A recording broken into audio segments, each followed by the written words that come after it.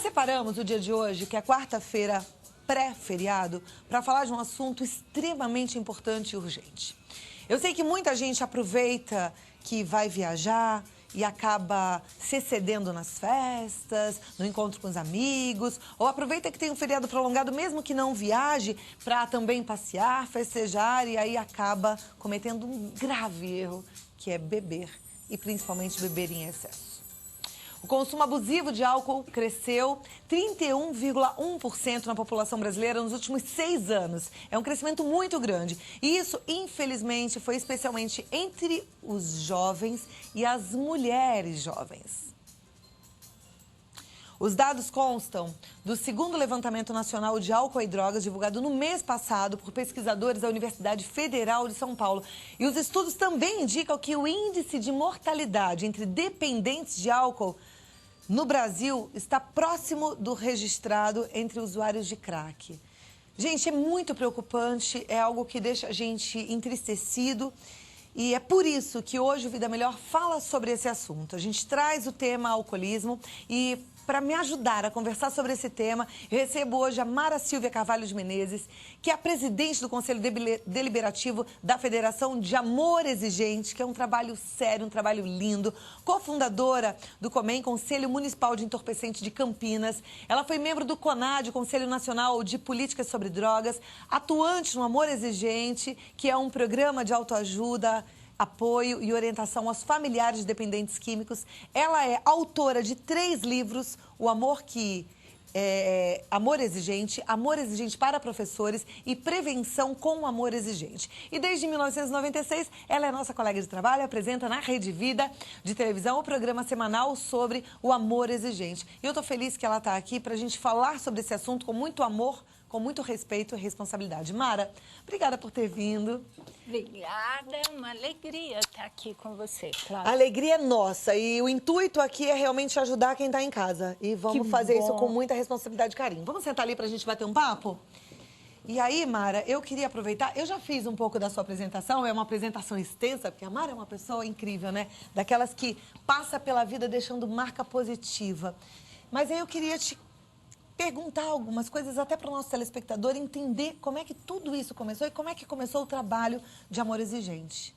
Pois não, Cláudia, estou para falar para vocês.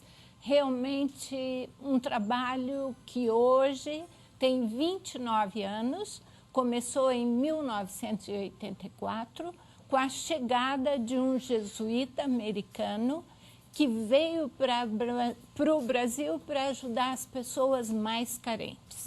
Começou com mulheres prostituídas lá em Campinas, em Viracopos. Fez uma creche para as crianças dessas mulheres e, em seguida, Padre Haroldo Ram, jesuíta americano, percebeu que as pessoas mais carentes no Brasil eram os dependentes de álcool, de outras drogas, tratados como loucos, como vagabundos e sem nenhum recurso para se tratarem. Isso era 1978.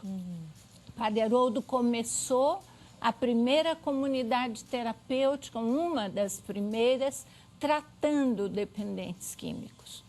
Logo depois, ele percebeu que a família também precisava ser ajudada. É importantíssima a participação da família na reinserção, na reintegração dos dependentes, dos usuários de álcool e de outras drogas. Padre Haroldo trouxe um movimento para o Brasil chamado Tough Love, amor duro, amor exigente. E aí começou o trabalho, janeiro de 1984. E como é que você chegou nessa história e como é que você hoje faz parte dela? Como é que eu cheguei? Era março de 1985 e meu filho, 20 anos, fazendo o 2º ano de medicina, não era usuário de álcool ou de outras drogas. Vinha vindo pela estrada, sofreu um acidente, causado por um caminhoneiro alcoolizado. Morreu Francisco, foi dos momentos mais difíceis da minha vida. E a forma de suportar, de superar, foi sair de mim e ajudar os outros que estavam vivos. Aquele momento nos dá exatamente a medida do valor da vida de um filho. E para ajudar, para que outras mães não perdessem seus filhos, especialmente não os perdessem para as drogas, eu pedi para Haroldo, me deixa te ajudar, padre. Me deixa agir para que outras mães não passem pelo que eu passei. Que lindo, né? Tudo que você está falando, eu fico pensando assim, como é o amor de Deus, né? Que é um amor que só Deus explica mesmo, que é um amor que foi capaz de te mover, capaz de abrir teu coração para perdoar, para ajudar alcoólicos, para ajudar dependentes químicos de forma geral, né? E a cuidar dessas outras mães também. Que você continue com muita força para fazer esse trabalho, porque é um trabalho que nasceu do amor, né? E é um amor que, como eu falei, é um amor de Deus, que só Deus explica. Olha, Cláudia, é uma forma, quer dizer, milhares de pessoas passam pelo que eu passei, vivem as mesmas situações. Eu acredito que nós não temos condições de ficar sozinhas. A gente morre de pena da gente, de saudade do filho. Quando nós temos um problema como esse, sair da gente e fazer alguma coisa pelos outros é a nossa salvação. E o programa Amor Exigente, essa proposta de qualidade de vida, nos dá essa oportunidade. A partir de junho de 85, eu estou à frente desse movimento com mais de 10 mil voluntários no Brasil todo, mais de 1.000 grupos em todos os estados brasileiros, fazendo um trabalho de apoio, de orientação, de encaminhamento, tanto para as famílias como para os jovens, para os nossos filhos. E eu adotei todos eles, viu, Cláudia? São um pouco meus esses jovens. E tenho muitos filhos no Brasil todo. E queria dizer para vocês, o dependente de álcool e de outras drogas, ele é cruel. Quando ele usa drogas, ele é terrível com ele próprio e com o entorno dele, com a família dele. Mas o momento em que ele opta pela sobriedade, ele é muito melhor do que alguém que nunca usou drogas. Vale a pena dar a nossa vida por eles. E a gente vai entender melhor isso tudo que a Mara está falando daqui a pouquinho no próximo bloco. Nós convidamos um médico que vai explicar como é que a droga, como é que o álcool age no cérebro e por que é que torna a pessoa tão diferente daquela essência maravilhosa. A gente entende que o ser humano é maravilhoso e o que estraga é o álcool e a droga, e a gente vai ver isso no cérebro, como é que é essa ação. Então não saia daí não. Se você conhece alguém que está precisando de uma palavra, precisando encontrar um caminho, fica aqui com a gente, porque estou começando Vida Melhor com esse assunto que é importante. Estou com a Mara do Amor Exigente para falar sobre alcoolismo. Então não mude de canal, ao contrário, convide aquela pessoa que você saiba para participar com a gente. Me dá 2 minutinhos, eu já volto, tá bom, Mara? Vem cá que eu continuo agora com a dona Mara Silvia Carvalho de Menezes, do Amor Exigente, mas também recebo o Dr. Leandro Teles, que é neurologista.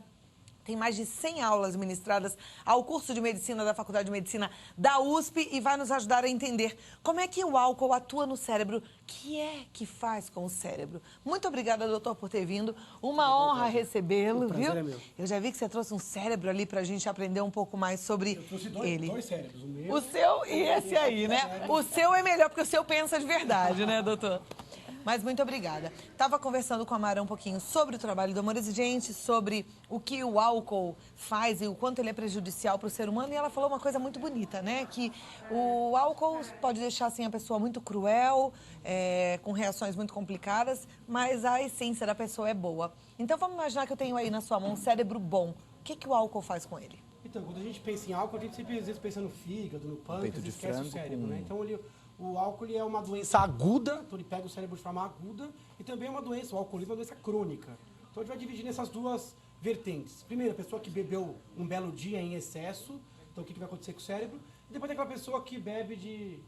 O microfone não tá bom? Tá ruim? Que peninha, que ele vai E precisar... depois a gente vai... Depois se melhorar o da lapela, melhor, porque ele precisa mostrar ali no cérebro. Não, mas não tem problema, Mas depois eu a Mara posso me segurar. auxilia. A Mara pode auxiliar, tá ótimo. Então a gente vai dividir em a intoxicação aguda, quando a pessoa exagera na bebida, num belo dia, né? E aquela depois a alteração crônica do cérebro. Então, agudamente, quando a pessoa bebe demais, as primeiras duas regiões que sofrem, essa região mais anterior do cérebro, a gente chama de lobos frontais. Então, a pessoa bebeu um pouquinho, ela fica um pouquinho eufórica, desatenta, com os reflexos um pouco alterados, perde um pouquinho da crítica. Então, essa é a primeira região do cérebro que fica danificada com o uso agudo do cérebro.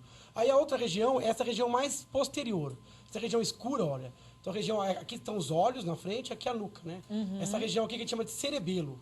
A pessoa que bebe um pouquinho acima do ponto, ele fica incoordenado, dá aquelas passadas largas, desmedidas, aquela fala empastada. Então, beber um pouquinho a mais, o cerebelo já sofre, o lobo frontal já sofre, já desliga. Se a pessoa insistir no uso, ela vai ter uma anestesia, dificuldade de percepção, sonolência, depois pode evoluir para coma e para óbito. Então, a intoxicação aguda, o uso exagerado do álcool um belo dia, já é uma doença cerebral.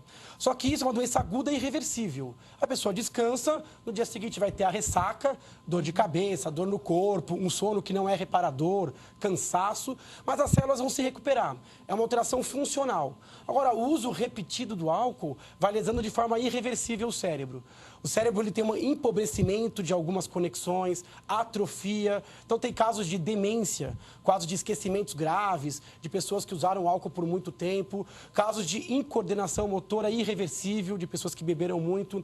Então, além do fígado, do pâncreas, do estômago, o cérebro também é um órgão-alvo para o álcool. Então, a lesão ela é óbvia. Agora, por que as pessoas viciam no álcool, né? Qual que é o substrato disso? Aí é o tronco cerebral, esta região, ó.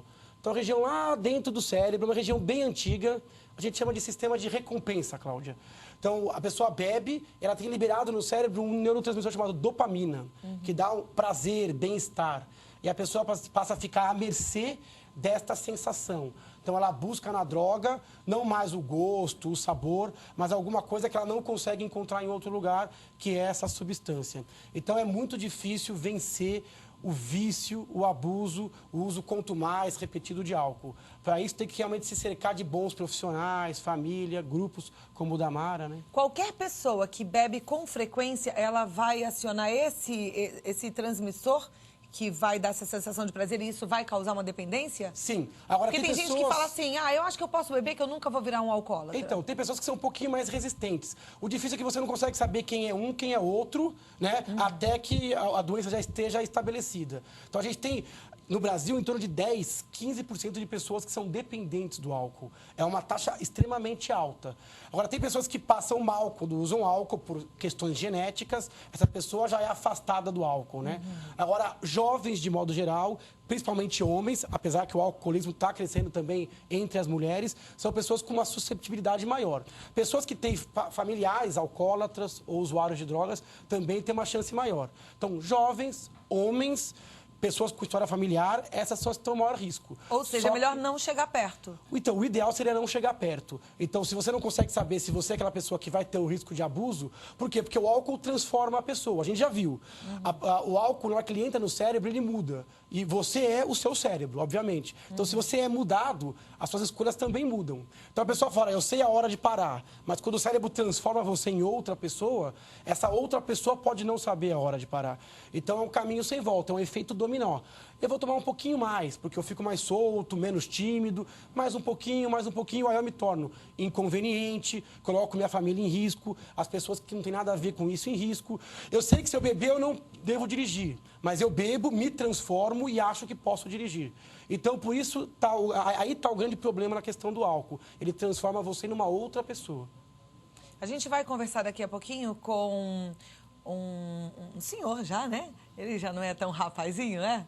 Não, é um ex-usuário de álcool, um ex-alcoolista que está em grupos de AA e que realmente mantém a sobriedade dele nos grupos. Então a gente vai entender um pouquinho como é que é isso na prática e como é que foi na vida dele. Eu quero chamar a atenção, a sua atenção, você que é essa pessoa e se identificou no que o doutor falou ainda há pouco, que acha que consegue controlar. Depois você fica com vergonha do quanto bebeu.